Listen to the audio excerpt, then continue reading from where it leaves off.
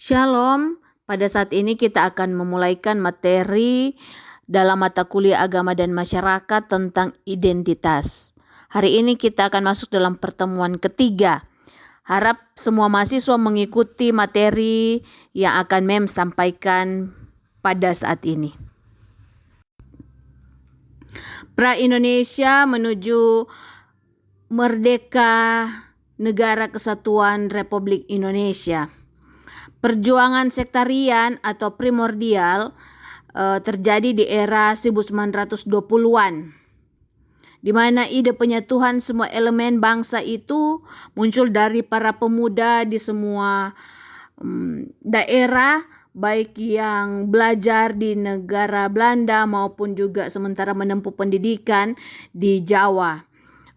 Muncul suatu gerakan baik nasionalisme, priai, dan Marxisme di era 1926 untuk mengadakan suatu kongres yang dinamakan peristiwa Sumpah Pemuda pada tanggal 28 Oktober 1928, di mana semua pemuda memiliki tekad untuk menjadi satu bangsa yang baru, yang independen, lepas dari penjajahan kolonial Belanda.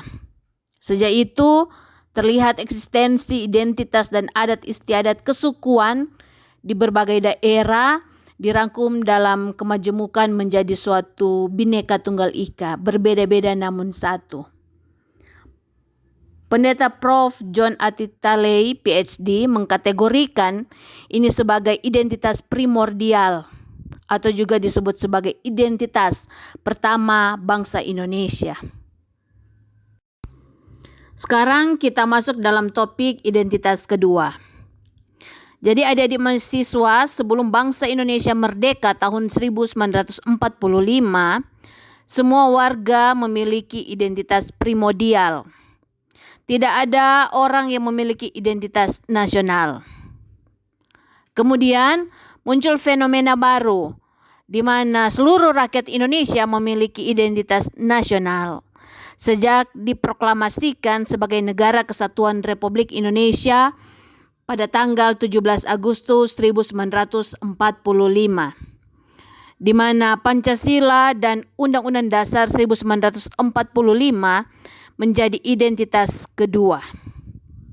Menarik dalam suatu kesadaran historis bahwa identitas nasional bukanlah identitas kaku, melainkan identitas yang sedang berproses dalam sejarahnya. Menurut Pendeta Prof. John Atitalei, PhD, identitas primordial dan identitas nasional menjadi realitas yang utuh, diseimbangkan, dan tidak bisa dipisahkan.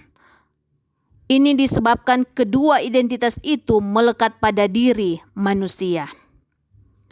Lanjut, menurutnya, kemajemukan dan Pancasila merupakan dua realita yang tidak boleh diingkari dalam kehidupan bangsa Indonesia. Mengingat salah satu sama halnya dengan mengingkari diri kita sendiri. Seperti Pak Pendeta Prof. John Atitalei, PhD, dia seorang Maluku beragama Kristen dan baru pada tanggal 17 Agustus 1945 menjadi orang Indonesia. Dengan demikian, di dalam dirinya memiliki dua identitas, yakni sebagai orang Maluku dan Indonesia. Nah, begitu juga dengan kita masing-masing diri kita memiliki identitas primordial, misalnya sebagai orang Minahasa dan juga sebagai bangsa Indonesia. Menjadi orang Indonesia yang memperlakukan setara kepada saudara yang berbeda suku, agama, ini menjadi pandangan teologis bahwa semua orang menerima berkat dan rahmat kemerdekaan yang setara sebagai bangsa Indonesia, meskipun kita berbeda-beda dalam identitas pertama, identitas primordial. Akan tetapi tidak berbeda dalam identitas kedua, identitas nasional. Dalam tataran religiositas, semua orang setara. Mengapa demikian? Karena dalam religiositas agama, di identitas pertama, semua orang menyapa Sang Ilahi dengan sebutan satu nama, yakni Tuhan Yang Maha Esa. Pembentukan NKRI dalam konsensus dalam pengesahan pembukaan Undang-Undang Dasar 1945 tepatnya tanggal 17 dan 18 Agustus 1945 memiliki peran kuat kaum pemuda dari Indonesia Timur untuk melakukan lobby atau menghubungi Bung Hatta. Selanjutnya Bung Hatta pada Panitia 9 yang diketuai Soekarno untuk menghapus 7 kata dalam Piagam Jakarta atau ayat 5 dari draft Pancasila tentang ketuhanan dengan kewajiban menjalankan syariat Islam bagi pemeluk-pemeluknya. Itu dihapus menjadi sila pertama, yakni ketuhanan yang Maha Esa. Jadi semua orang, semua yang beragama itu memiliki sikap bahwa kita menyapa Sang Ilahi dengan sebutan yang sama, yakni Tuhan Yang Maha Esa. Itulah fenomena baru di mana identitas kedua muncul dalam kehidupan berbangsa bernegara. Identitas nasional dan identitas primordial yang dimiliki bangsa Indonesia sejak diproklamasikan sebagai Negara Kesatuan Republik Indonesia sampai saat ini menjadi perjumpaan yang sangat menarik, yang sangat unik menuju pada transformasi yang humanis.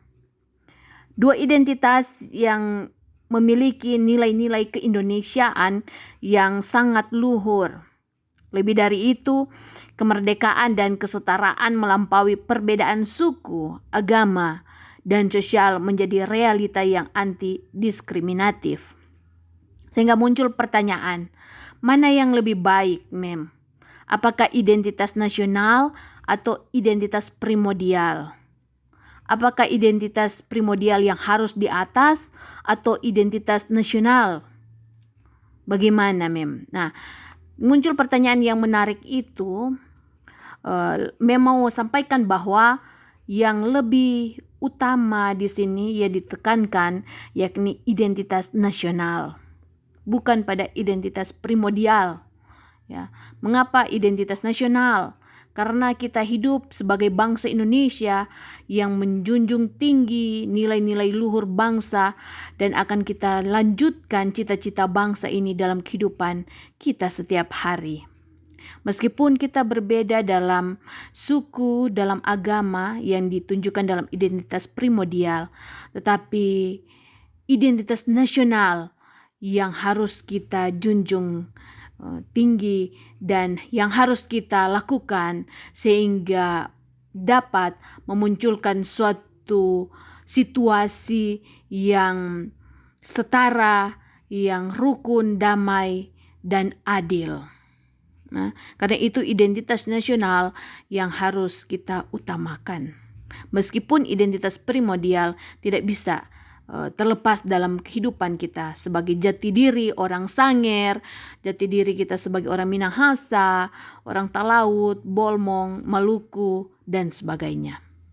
Namun kita diingatkan untuk tetap terus menjadi anak bangsa yang melakukan cita-cita luhur yang telah diperjuangkan, yang telah disampaikan oleh pendiri-pendiri bangsa sebelumnya. Oleh sebab itu, Mem sampaikan identitas nasional menjadi perjumpaan yang humanis yang dapat memanusiakan manusia.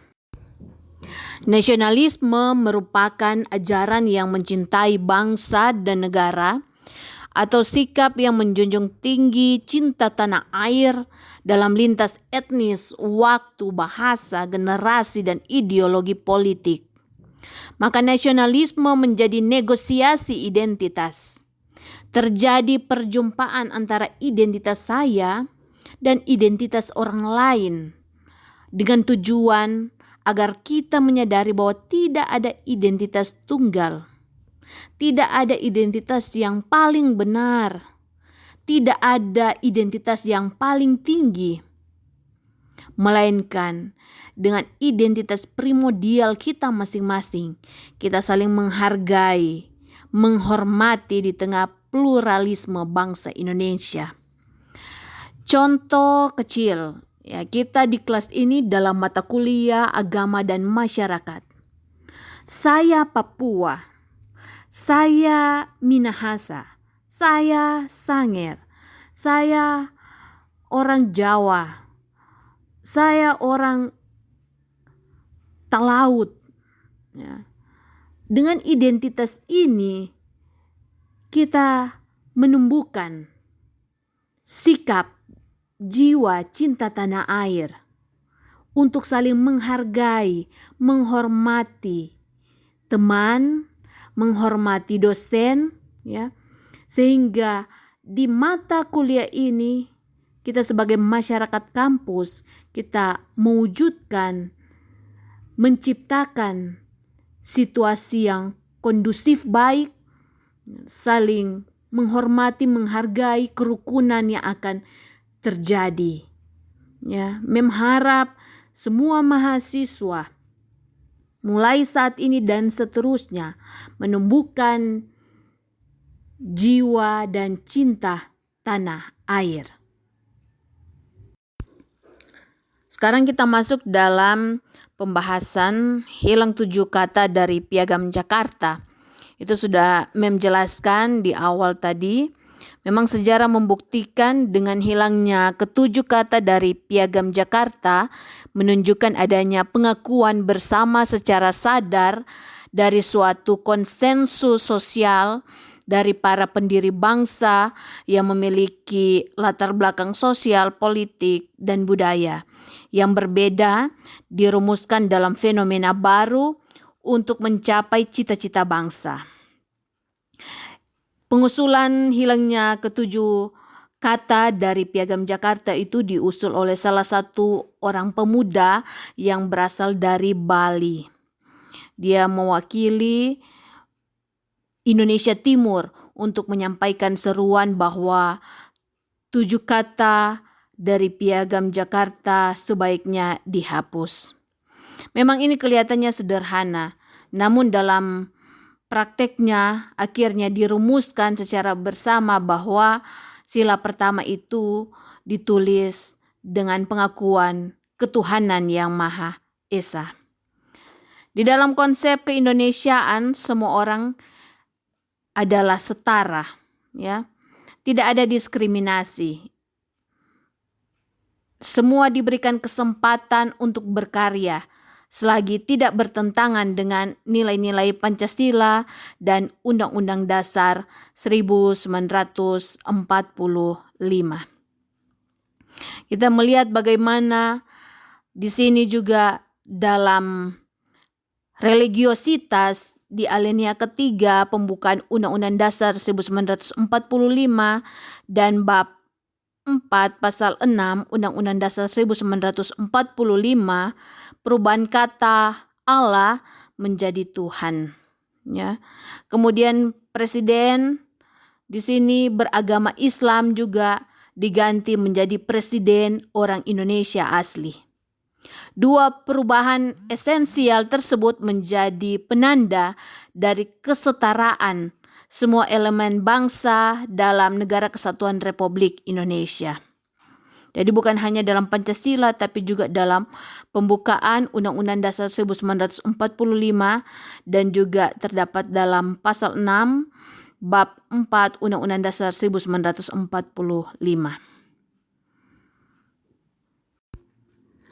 Sekarang kita masuk dalam tugas mandiri. Harap semua mahasiswa menyimak bahwa ada 2 tugas yang harus adik-adik mahasiswa kerjakan.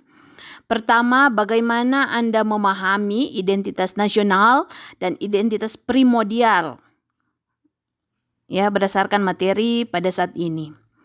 Kedua, berikan contoh identitas nasional dan identitas primordial. Adik-adik mahasiswa sekalian, jawaban tugas mandiri ditulis dalam komentar YouTube ini sekaligus dengan absensi kehadiran.